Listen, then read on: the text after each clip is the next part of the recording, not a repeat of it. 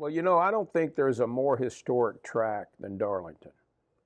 I really don't. And I think that's one reason why we have that throwback weekend in May, where we take one weekend, we set it aside, and it's like a reunion for the sport. We invite back virtually everybody that had anything to do with the sports, welcome. And this past May, during NASCAR's 75th anniversary, we honored the living top 75 drivers. And there's 44 of them that are still alive, and 33 of them came. And so it was just like a walk down memory lane. I tell people, I'm a big New York Yankees fan. And I'll tell people it's like old timers day at Yankee Stadium times 10, because, you have 2 or 3 days, not just one day of it. And so it's just it's a track that, and it's a sports venue that when you go back and you look at the history when it opened in 1950, a gentleman by the name of Harold Brasington,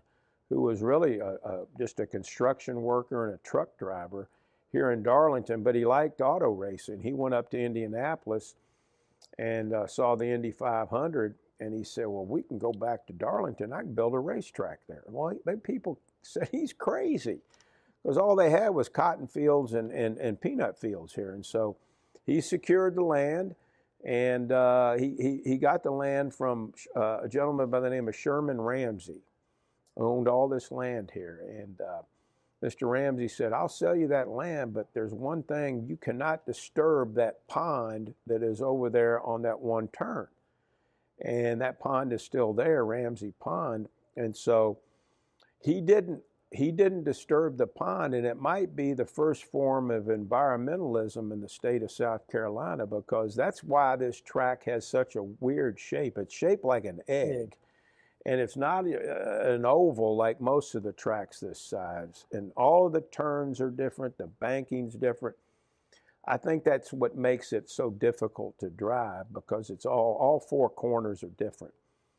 And so that first year that they had the Southern 500 in 1950, I think they projected maybe to have a crowd of about 6,000 or 7,000 people. Well, they had 22,000 people show up here, and they stormed the gates, and the rest is history. We just completed the 74th running of the Cookout Southern 500 just earlier in September, and it's a crown jewel event. I mean, people want to win the Daytona 500, obviously. It's a Super Bowl. But I tell you, right on that next tier is the Southern 500, and drivers want to win it, and teams want to win it, and this place has just kind of evolved into a track that has its own unique brand. You mentioned at the outset, the track Too Tough to Tame, and the Darlington stripe, the Lady in Black.